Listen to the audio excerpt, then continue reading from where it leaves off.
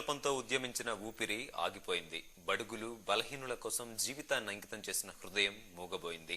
జీవించే హక్కు కోసం అలుపెరగని పోరాటం చేసిన మనిషి మనకు శాశ్వతంగా దూరమయ్యారు. మానవ హక్కుల నేత కె బాలగోపాల్ గుండెపోటుతో ఆకస్మికంగా చనిపోయారు. ఆయన వయసు 57 ఏళ్లు.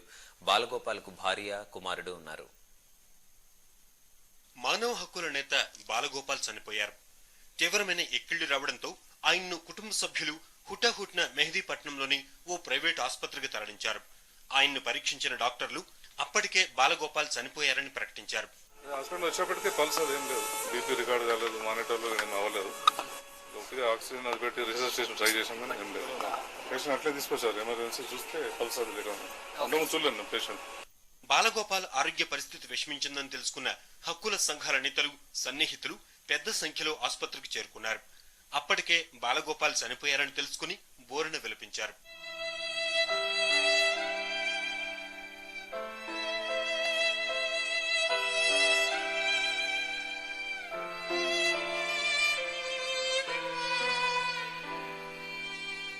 మానవ హక్కుల కోసం అలుపెరిగని పోరాటం చేసిన బాలగోపాల్ మరణ వార్త ఆయన సన్నిహితుల్ని తీవ్రంగా కలిచివేసింది. అందరి దుఃఖం గురించి మాట్లాడవలసిన వాడు పోయాడు, ఇంకేం చెప్పమంటారు దుఃఖం గురించి. దేశంలో ప్రజాస్వామిక ఉద్యమానికి తీరని నష్టం జరిగింది. 30 ఏళ్లు రాజ్యంతో మొండివాళ్లాగా పోరాడినవాడు మరి ఎట్లా ఏ అర్థం చేసుకోలేని, ఏ కనపడని రోగానికి, మృత్యువుకు గురయ్యాడో చెప్పడం కష్టం. హక్కుల కోసం పోరాడిన బాలగోపాల్ అందరికీ స్ఫూర్తిదాత అని మహిళా సంఘాల నేతలు అంటున్నారు. బాలగోపాల్ సార్ మరణం వాళ్ళ ఆంధ్రప్రదేశే కాదు, భారతదేశంలో అణగారిన వర్గాలకి హక్కుల కోసం పోరాడుతున్న వాళ్ళ స్ఫూర్తి బాలగోపాల్. ప్రజల కోసం మాట్లాడుతున్న ప్రజా సంఘాల కార్యకర్తల నుంచి సామాన్యుల వరకు ఆయనను కోల్పోయినటువంటి లోటు అది తీరని లోటు. భారతదేశంలో ఇవాళ ప్రజాస్వామిక ఉద్యమాలకి చిరునామా బాలగోపాల్. బాలగోపాల్ అమర్ రహే అనే నినాదాలతో మృతదేహాన్ని హైదరాబాద్ గుడిమల్కాపూర్ లోని ఆయన స్వగృహానికి తరలించారు. బాలగోపాల్ మరణం మానవ హక్కుల ఉద్యమానికి తీవ్ర విఘాతం. ఈ అంశం గురించి మనతో మాట్లాడడానికి హైదరాబాద్ కేంద్రీయ విశ్వవిద్యాలయ ప్రొఫెసర్ హరగోపాల్ గారు లైవ్ లో సిద్ధంగా ఉన్నారు. హరగోపాల్ గారు నమస్కారం అండి. నమస్కారం. హరగోపాల్ గారు, మానవ హక్కుల ఉద్యమం భవిష్యత్ ఏంటి? ఒక బాలగోపాల్ అన్న వ్యక్తి స్థానాన్ని భర్తీ చేయగలిగినటువంటి వారు మరొకరు ఉన్నారని చెప్పి మీరు అనుకుంటున్నారా? లేదండి, అంటే ఇప్పుడున్న పరిస్థితుల్లో, ఎందుకంటే ఇది అంటే బాలగోపాల్ అంటే నా దృష్టిలో ఒక అద్భుతమైనటువంటి మానవీయ ప్రయోగం. ఆయన ఒక వ్యక్తి కాదు, ఆయన ఒక సామాజిక అనుభవానికి ఒక వ్యక్తీకరణ. సమున్నతమైన మానవ విలువలకి జీవితం అంతా నిలబడి నిజాయితీగా సాహసంగా పోరాడిన వ్యక్తి. ఆయనకంటే ఆయనకుండే మేధస్సు కానీ, లేదా ఆయనకుండే సంసిద్ధత కానీ, ఆయనలో ఉండే నిజాయితీ కానీ, లేదా పని చేయాలనే పట్టుదల కానీ, ఇన్ని గుణాలు ఒకే మనిషిలో కలిసి ఉండడం అనేది ఈ అద్భుతమైనటువంటి వ్యక్తిన. కనుక ఇన్ని కంబైన్ కావడం, ఎప్పుడో బెట్రాన్ రసల్ లాంటి వాడు బ్రిటన్లో ఎట్లయితే పుట్టాడో అట్లా ఒక్కొక్క ఏజ్ లో ఇటువంటి వ్యక్తులు అసలు అంటే సమాజంలో పుడుతుంటారు. సమాజం చాలా ప్రసవేదన పడి ఇలాంటి వ్యక్తులను ప్రసవిస్తుంది. అలాంటి వ్యక్తులు అంత తరచుగా పుట్టితే ప్రపంచం చాలా భిన్నంగా ఉండేది. వాళ్ళు తమ వారసత్వాన్ని, తమ యొక్క ప్రభావాన్ని సమాజం మీద వదిలిపెట్టి నూతన విలువలు ఆవిష్కరణ చేసేటువంటి క్రమంలో ఈ ప్రయోగం ఏదైతుందో, ఈ అత్యంతమైన సమున్నతమైన మానవీయ ప్రయోగం ఏదైతుందో అర్ధాంతంగా ఆగిపోవడం అనేది నిజంగా మానవ హక్కుల ఉద్యమానికి, మన రాష్ట్రానికి, అలాగే మొత్తం దేశానికి కూడా ఇది లోటు. అంటే ఈ లోటును భర్తీ చేయడం అనేది అంత సులభం కాదు, అంత సాధ్యం కూడా కాదు. అంటే హరగోపాల్ గారు, మీకు బాలగోపాల్ తో సుదీర్ఘమైనటువంటి గాఢమైనటువంటి అనుబంధం ఉంది. మీ అభిప్రాయం ప్రకారం అసలు బాలగోపాల్ గారి దృష్టిలో హింసకు నిర్వచనం ఏంటి? అంటే ఆయన దృష్టిలో అంటే హింస మొత్తంగా వ్యతిరేకించాడని కాదు. ఎందుకంటే ఆయన మొదట రాసిన వ్యాసాలు ఏవైతున్నాయో అవి నిజానికి ఉద్యమాలను సంపూర్ణంగా అంటే 100% ఆయన డిఫెండ్ చేశారు. మేము ఆయన వాదించుకున్న కాలం కూడా ఉండేది ఒక కాలంలో. కానీ సోవియట్ యూనియన్ కొలాప్స్ అయిన తర్వాత ఉద్యమాలు అనేవి అవి ఉద్యమ క్రమంలోనే కొన్ని మానవ విలువలు వికాసం చెందాలని, ఉద్యమాలు ఉన్నత ప్రమాణాలకు కట్టుబడి ఉద్యమాలను నిర్వహించాలని, ఒకవేళ హింస ఉపయోగించినా అది ప్రతిహింసగానే ఉండాలి, కానీ హింసను ఏ కారణం లేకుండా అహేతుకంగా అప్పుడప్పుడు ఉద్యమాలు చేస్తున్నాయి అనేటువంటి ఒక అభిప్రాయం బాలగోపాల్కు ఉండేది. కనుక వచ్చినటువంటి ఉద్యమాల్లో వచ్చినటువంటి లోటుపాట్లు ఏవైతున్నాయో వాటిని సవరించవలసిన బాధ్యత, ఆ నైతిక బాధ్యత పౌర హక్కుల మీద, మానవ హక్కుల మీద ఉందని ప్రగాఢంగా విశ్వసించి దానికి అనుగుణంగానే ఆయన ఉద్యమాలను విమర్శించినా, రాజ్యాన్ని విమర్శించినా, కుల వ్యవస్థను విమర్శించినా, పురుషాహంకారాన్ని విమర్శించినా, అది ఏ సమస్యను తీసుకున్నా కూడా ఆయన ఒక నైతికమైన ఉన్నత ప్రమాణాల కోణం నుంచే ప్రతి ఉద్యమాన్ని చూశాడు. ఆ ఉన్నత ప్రమాణాలకు నిలబడితే ఆయన దృష్టిలో అది మంచి, ఆ ప్రమాణాలకు నిలబడిపోతే ఆ ఉద్యమాలను కానీ మొత్తం ఆ వ్యవస్థను కానీ మనం మార్చవలసిన అవసరం ఉంటుంది. దానికి నిరంతరమైన కృషి చేయవలసిన అవసరం ఉందని చాలా ప్రగాఢంగా నమ్మాడు. కనుక హింస ఎవరు చేసినా, అది కుల హింస కావచ్చు, అది స్త్రీల మీద పురుషులు చేసే హింస కావచ్చు, లేదా అసమానతలు కావచ్చు, అన్యాయం కావచ్చు, అది ఉద్యమాలు కూడా ఉద్యమ క్రమంలో చేసేటువంటి ఈ ఎక్సెసెస్ ఏవైతున్నాయో వాళ్ళు కాస్త హద్దులు దాటారు అని ఆయనకు అనిపించినప్పుడల్లా ఆయన మా అందరితో విభేదించేవాడు. తర్వాత దాని గురించి ఈ ప్రమాణాలు ఎప్పుడంటే ఆయన ఈ మధ్య కాలంలో నైతిక ప్రమాణాల గురించి చాలా కాలంగా మేమిద్దరము కలిసినప్పుడు కూడా నైతిక సార్వజనీనమైన విలువలు అంటే దీని మీద ఆయన నిరంతరంగా అసలు ఆలోచిస్తూ వచ్చాడు. చాలా లోతుగా ఆలోచించాడు. విలువలకి సార్వజనీనత ఉండాలి, మానవ హక్కులకి ఒక సార్వజనీన ప్రమాణాలు, విలువలు ఉండాలి. ఆ విలువల చట్టం నుంచే మనం దేన్నైనా చూడాలి, కానీ హింసను చూసేప్పుడు భిన్న కోణాల నుంచి చూడకుండా సార్వజనీన మానవీయ విలువల చట్టం నుంచి చూడాలి అనేటువంటిది బాలగోపాల్ నమ్మాడు. కాబట్టి దానికి భిన్నంగా ఎక్కడున్నా కూడా దాన్ని నిష్కర్షగా, నిర్భయంగా దాన్ని విమర్శించాడు. ఆ విమర్శను నుంచి వచ్చేటువంటి పరిణామాలు ఏవైతున్నాయో వాటికి తట్టుకుంటానే సాహసం కూడా బాలగోపాల్కు ఉండేది. కనుకనే ఆయన ఆ సాహసం, నిజానికి మొన్న కాంగ్రెస్ పార్టీ గెలిచినప్పుడు రాజశేఖర రెడ్డిని రెండవసారి ఎన్నుకోండి ప్రజలు చేసిన తప్పు అన్నాడు. ఆ సాహసము బాలగోపాల్ లాంటి వాళ్ళే చేయగలరు. ఎందుకంటే ఆ నైతికమైనటువంటి ఆ ధైర్యం ఏదైతుందో దాంట్లో నుంచి బాలగోపాల్ మాట్లాడిన మాటలు, ఆయన చేసిన సూత్రీకరణలు, అవి మనకి ఈ రోజు ఒక అరుదైనటువంటి వ్యక్తి, ఒక అరుదైనటువంటి ఉద్యమముగా మనకు ఆయన కనిపిస్తుంది. హక్కుల ఉద్యమం అన్న వెంటనే బాలగోపాల్ పేరు గుర్తుకొస్తోంది. అటు జాతీయంగా, అంతర్జాతీయంగా కూడా ఉద్యమాన్ని ఉన్నతమైనటువంటి స్థానానికి తీసుకెళ్లారని చెప్తున్నారు. ఈ విధమైనటువంటి కృషిలో బాలగోపాల్కి ఎవరెవరి సహకారం లభించింది, ఎవరెవరి తోడ్పాటుతో ఈ విధంగా మానవ హక్కుల ఉద్యమం అన్నటువంటిది ఈ రోజు అంతర్జాతీయ స్థాయికి వెళ్ళింది?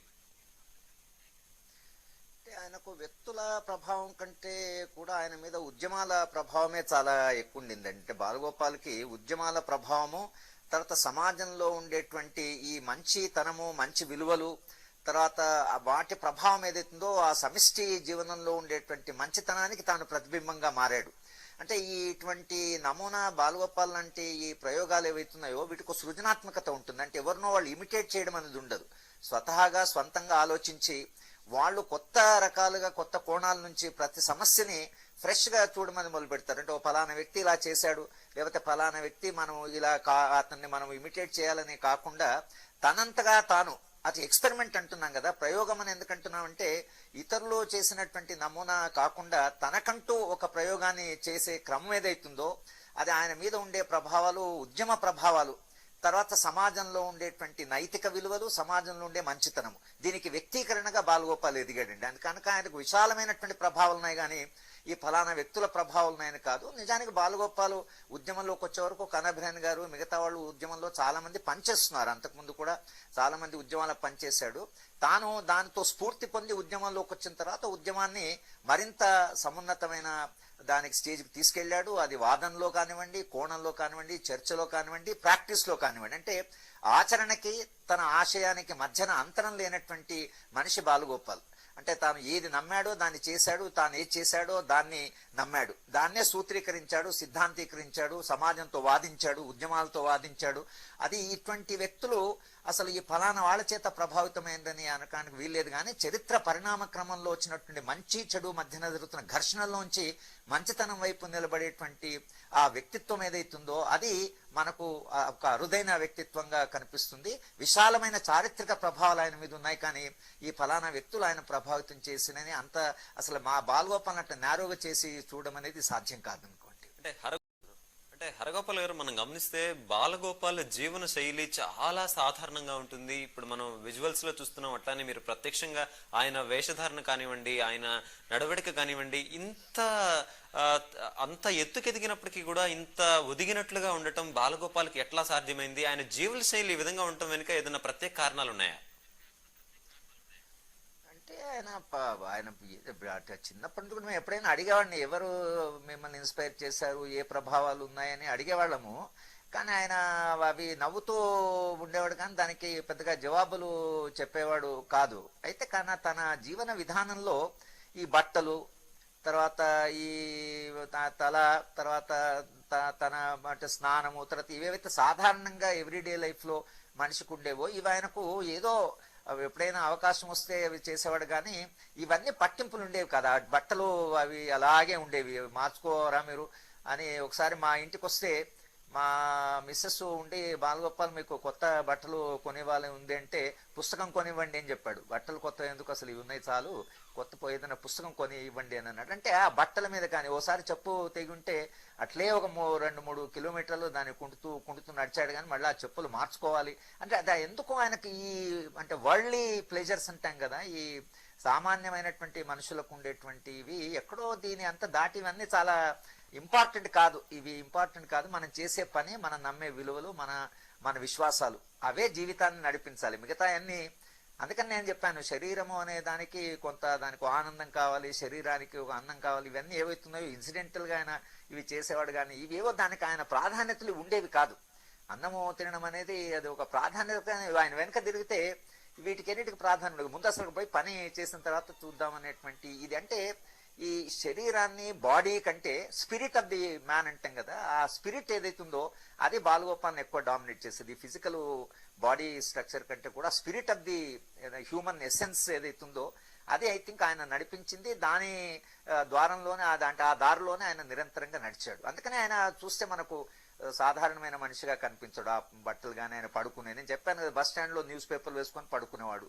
నిద్ర వచ్చినా నిద్ర పోవాలి అనేది అది ఒక ఏదో అవసరంగా ఎప్పుడైనా తప్పించి ఆయన ఎప్పుడు నిద్రపోవాలి, దానికి ఫలానా టైంకు నిద్రపోవాలని అట్లా ఏమీ లేవంతే. ఏ పట్టింపులు లేకుండా మొత్తంగా ఒక విశ్వాసాల కొరకే బ్రతికినటువంటి మనిషే. కాబట్టి అందరికీ ఎట్లా సాధ్యమవుతుంది అనేటువంటి నాలాంటి వాళ్ళు కూడా మనం ఆయన పక్కన ఉంటే కొంచెం చిన్న మనుషులుగానే మనం ఫీల్ అయ్యేవాళ్ళం. ఆయన అట్లా ఎప్పుడు నిజానికి అందరినీ సమానంగా చూడాలి. ఆయన ప్రధానమంత్రిని కలిసినా, మేము ఎన్టీ రామారావుని కలిసినా, ఆయన అందరినీ ఒక చిన్న మనిషిని కలిసినా, ఎన్టీ రామారావుతో ఎట్లున్నాడో చిన్న మనిషితో అలాగే ఉన్నాడు, ఓ పిల్లవాడితో ఎలా ఉన్నాడో ఒక పెద్ద మనిషితో అలాగే ఉన్నాడు. ఆయన ప్రవర్తన ఒక ఆఫీసర్ దగ్గరికి వెళ్ళినప్పుడు భిన్నంగా ఉన్నటువంటి సందర్భాలు నేను అసలు చూడలేదు.